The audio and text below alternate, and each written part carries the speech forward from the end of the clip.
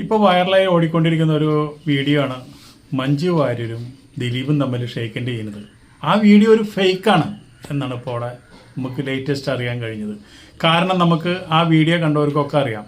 ദിലീപ് ആദ്യമായിട്ട് കടന്നു ചെല്ലുമ്പോൾ അവിടെ ജയസൂര്യ ഇരിക്കുന്നുണ്ട്, അതുപോലെ തന്നെ പൃഥ്വിരാജ് ഇരിക്കുന്നുണ്ട്. ആദ്യം പൃഥ്വിരാജിൻ്റെ അടുത്ത് വരുന്നു, ഒന്ന് നോക്കുന്നു, വളരെ രൂക്ഷമായിട്ടാണ് നോക്കുന്നത്.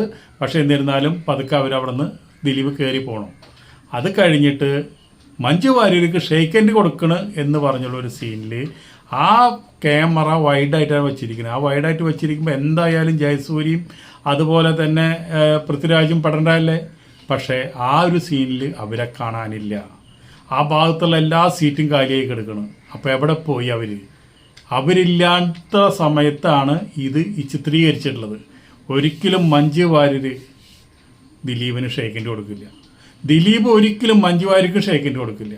ഇത് രണ്ടും നടക്കാത്ത കാര്യങ്ങളാണ്.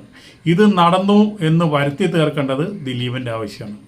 അത് വരുത്തി തീർക്കാനായിട്ട് ഈ ഒരു വീഡിയോ മഞ്ജു വാര്യരെ പോലെയുള്ള ഒരാൾക്ക് ഷെയ്ക്കൻഡ് കൊടുത്ത് അത് AI ആയിട്ട് വെച്ച് അത് ജനങ്ങളെ തെറ്റിദ്ധരിപ്പിക്കാൻ വേണ്ടിയും, ദിലീപിൻ്റെ മകളുടെ കല്യാണം വരാൻ പോകുന്നു, അപ്പോൾ ജനങ്ങളെ തെറ്റിദ്ധരിപ്പിക്കാൻ വേണ്ടി അവരായിട്ടുള്ള എല്ലാ പ്രശ്നങ്ങളും തീർന്നു, അവരിപ്പോൾ ബായ് ആണ് എന്നുള്ള നിലയിൽ ജനങ്ങളുടെ ഇടയിലേക്ക് ഒരു വീഡിയോ അങ്ങോട്ട് ഇട്ട് തന്നതാണ്. അത് ഫേക്കായി ഷൂട്ട് ചെയ്ത് നമ്മളെ വിശ്വസിപ്പിക്കാൻ, പ്രേക്ഷകരെ വിശ്വസിപ്പിക്കാൻ, ദിലീപിനൊരു ബൂസ്റ്റപ്പ് ഉണ്ടാവാൻ, ദിലീപ് നല്ല മനുഷ്യനാണെന്ന് പറഞ്ഞൊരു ബൂസ്റ്റപ്പ് ഉണ്ടാവാനായിട്ട് ഇങ്ങനെ ഒരു വ്യാജ വീഡിയോ ഇറക്കിയതിൻ്റെ ഉദ്ദേശം എന്ത്? ഇതാണ് നമ്മൾ ചോദിക്കുന്നത്.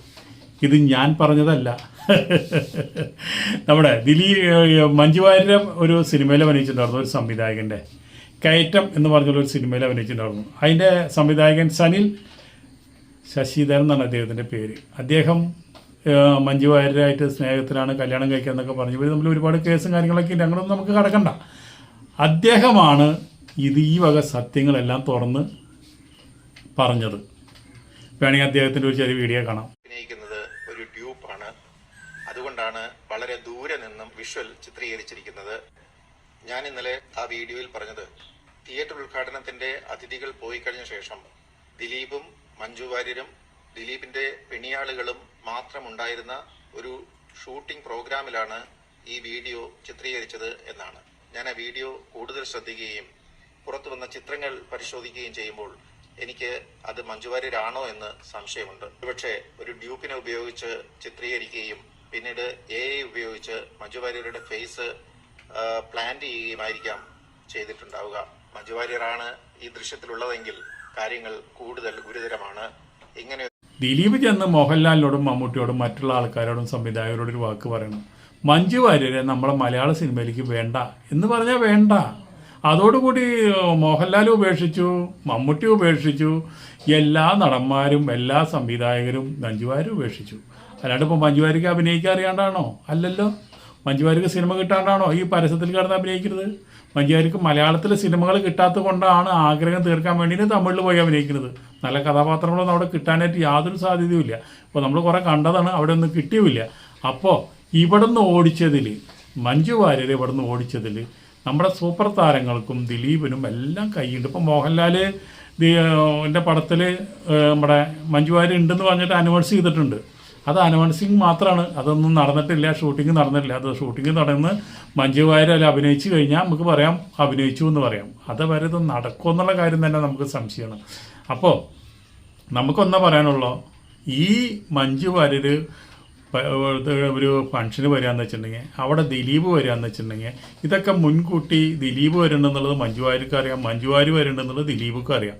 അവർ രണ്ടുപേരും വരുന്നുണ്ടെങ്കിൽ അവർ രണ്ടുപേരും കണ്ടില്ല കേട്ടില്ല എന്ന് വിചാരിച്ചിട്ട് തന്നെ അവരിയ്ക്കുള്ളൂ. അത് ഒരിക്കലും ഷെയ്ക്കൻഡ് കൊടുക്കാനോ അല്ലെങ്കിൽ ബന്ധം പുതുക്കാനോ ഒരു സുഹൃത്ത് എന്ന നിലയിൽ പരിചയപ്പെടാനൊന്നും ദിലീപ് ആഗ്രഹിക്കുന്നില്ല.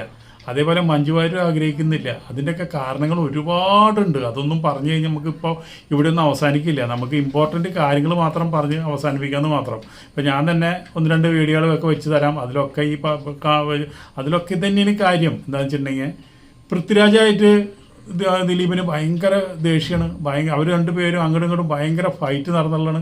ഫൈറ്റ് എന്ന് പറഞ്ഞാൽ അവരവരുടെ സിനിമകൾ തമ്മിലുള്ള ഫൈറ്റാണ്. അതുപോലെ തന്നെ പൃഥ്വിരാജനെ ഇവിടുന്ന് അമ്മ വിലക്കിയിട്ടുണ്ട്. അതിൻ്റെ പിന്നിലും ഒക്കെ ദിലീപിൻ്റെ കൈകളുണ്ടെന്ന് പറയുന്നുണ്ട്. പൃഥ്വിരാജ് ഇങ്ങനെ കയറി വരുന്നതിൽ ദിലീപിന് ഒരുപാട് ടെൻഷൻ ഉണ്ടായിരുന്നു എന്ന് പറയുന്നുണ്ട്. അവർ വാൾ പോസ്റ്റ് കീറാറുണ്ട്. അതുപോലെ തന്നെ ദിലീപിൻ്റെ പടം കളിക്കുന്നിടത്ത് പൃഥ്വിരാജ് ആൾക്കാരെ പോയിട്ട് കോപിക്കാറുണ്ട്. അങ്ങോട്ടും ഇങ്ങോട്ടൊക്കെ നടക്കാറുണ്ട്. ഇങ്ങനെ ഒരുപാട് പ്രശ്നങ്ങൾ നടന്നതാണ്. പക്ഷേ ഇങ്ങനെ ഒരു ഫംഗ്ഷനിൽ അവർ കണ്ടപ്പോൾ അവർ ഭയങ്കര സ്നേഹമാണ്. അവർ വലിയ കാര്യത്തിൽ ചെറുക്കിന് കൈ കൊടുക്കണ്, അത് നടക്കണ്. അതും വ്യാജമല്ലേ? ഇവർ രണ്ടാളുടെ മനസ്സിലുണ്ട്. ഇതൊന്നും ഒരാളുടെ മനസ്സിൽ ഒരാൾക്ക് വൈരാഗ്യം തോന്നി കഴിഞ്ഞാൽ, അതേ ഫീൽഡിൽ നിൽക്കുന്ന ആൾക്കാർക്ക് വൈരാഗ്യം തോന്നി കഴിഞ്ഞാൽ പിന്നെ അത് അവിടെ നിന്ന് പറിച്ചു മാറ്റാൻ വലിയ ബുദ്ധിമുട്ടാണ്. പക്ഷേ ഇങ്ങനെ ഒരു ഫംഗ്ഷനിൽ എല്ലാവരും കൂടി ശ്രദ്ധിക്കുന്ന കാര്യത്തിൽ അവരൊന്ന് ഇടപഴകണമെന്ന് മാത്രം. അല്ലാണ്ട് രണ്ടുപേരും നല്ല രൂക്ഷമായിട്ട് തന്നെ മനസ്സിൽ ചിന്തിച്ചിരിക്കുന്നത്, നിന്നെ എനിക്കൊന്ന് സുഹൃത്താക്കി വേണ്ടടാ, അല്ലാണ്ട് തന്നെ ഞാൻ സിനിമാ ഫീൽഡിൽ കയറി വരും, ഞാൻ സിനിമാ ഫീൽഡിൽ വാഴുന്ന ഒരാൾ തന്നെയാണ് എന്നാണ് ഇപ്പോൾ ദിലീപിൻ്റെ മനസ്സിലുണ്ടാവുക. അപ്പോൾ നമ്മുടെ പൃഥ്വിരാജിൻ്റെ മനസ്സിലെന്താണ്ടാവുക? ഓ, നിന്നെ പോലത്തെ ഒരു ഇത്രയും ക്രൂരനായുള്ള ഒരു വ്യക്തി ഇനി മലയാള സിനിമയിൽ ഇല്ല. നിന്നെ എന്നെ ഇവിടുന്ന് വാനിഷാക്കാൻ പറ്റിയ ഒരു സമയമുണ്ടോ, അന്ന് ഞാൻ നിന്നെ ഇവിടുന്ന് ഒഴിവാക്കും. അതുപോലെ തന്നെ അമ്മ സംഘടനയിൽ നീ എന്തെങ്കിലും വരുന്നുണ്ടെങ്കിൽ അതിന് ഞാൻ തട നിൽക്കും എന്നുള്ളത് മനസ്സിൽ പറഞ്ഞു രണ്ടുപേരും. ഇത്രയേ ഉള്ളൂ. അപ്പോൾ ഈ ഫോട്ടോ കണ്ടും ഈ കൈ കൊടുക്കൽ കണ്ടും ആരും പരിഭ്രാന്തി വയ്ക്കേണ്ട കാര്യമില്ല. ഇത് വ്യാജമാണെന്ന് ഇതിൻ്റെ ഒരാൾ പറഞ്ഞ നിലയ്ക്ക് നമ്മളതിനെപ്പറ്റി ആഴത്തിൽ ചിന്തിച്ചാൽ ഇത് വ്യാജമല്ലേ എന്ന് നമുക്ക് ചോദ്യം വരും. വേറെ ഒരു ക്യാമറയിൽ ഈ വിഷ്വൽസ് കിട്ടിയിട്ടില്ല. ഈ ഒരു ക്യാമറമാന് മാത്രമാണ് ഈ വിഷ്വൽസ് കിട്ടിയുള്ളൂ. വേറെ ഒരു വിഷ്വൽസും ഇല്ല. അതും കിട്ടിയതെന്ന് വെച്ചിട്ടുണ്ടെങ്കിൽ നമുക്കത് ക്ലീൻ അല്ല, ഇത് ലോങ് ഷോട്ടാണ് കാണുന്നത്. അപ്പോൾ അതുകൊണ്ട് ഇത് വ്യാജമാണോ ആണോ എന്നൊക്കെ ഇനി കുറച്ചും കൂടി കാലം കഴിയുമ്പോൾ നമുക്ക് മനസ്സിലാവാം. ഇതിപ്പോൾ എന്ന് വെച്ചിട്ടുണ്ടെങ്കിൽ മഞ്ജു വാര്യർ വിടില്ല. മഞ്ജു വാര്യരെ അങ്ങനെ ഒരു ഷേക്കൻഡ് കൊടുക്കാത്ത നിലയ്ക്ക് മഞ്ജു വാര്യർ ഇന്നല്ലെങ്കിൽ നാളെ അത് ചിലപ്പോൾ പുറത്ത് പറയാം. അപ്പോഴാവും നമ്മളറിയാം. എന്തായാലും ഇനിയിപ്പോൾ ഇവർ കൈ കൊടുത്തവനെ വിചാരിച്ചോ, അതിനിപ്പോൾ എന്താ പ്രശ്നം? രണ്ടുപേരും സിനിമാ ഫീൽഡിലുള്ളവരാണ്. ഇന്നലെ വരെയുള്ളത് മറക്കുക, നാളത്തെ കാര്യങ്ങൾ ചിന്തിക്കുക. നമ്മൾ നടന്ന വഴിയിലേക്ക് പിന്തിരിഞ്ഞ് നോക്കേണ്ട കാര്യമില്ല. പലതും നടന്നിട്ടുണ്ടാവും, ഇഷ്ടമുള്ളത് നടന്നിട്ടുണ്ടാവും, ഇഷ്ടമുള്ളത് നടന്നിട്ടുണ്ടാവും. സ്ഥിരമായിട്ട് ഒരാളോട് ദേഷ്യം തോന്നാനോ അല്ലെങ്കിൽ സ്ഥിരമായിട്ടൊരു ഗൗരവം വെച്ചിരിക്കാനോ ആർക്കും നല്ലതല്ല. അപ്പോൾ അതുകൊണ്ട് അവർ കൈ കൊടുത്തിട്ടുണ്ടെങ്കിൽ തന്നെ എല്ലാ കാര്യങ്ങളും മറന്നുകൊണ്ട് അവർ രണ്ടുപേരും കൈ കൊടുത്തു. അതിൽ സോഷ്യൽ മീഡിയയ്ക്ക് എന്താ പ്രശ്നം? മറ്റുള്ളവർക്ക് എന്താ പ്രശ്നം? ഭാവിക്കൊരു പ്രശ്നമില്ല, മഞ്ജു വാര്യർക്കൊരു പ്രശ്നമില്ല, ദിലീപിനൊരു പ്രശ്നമില്ല.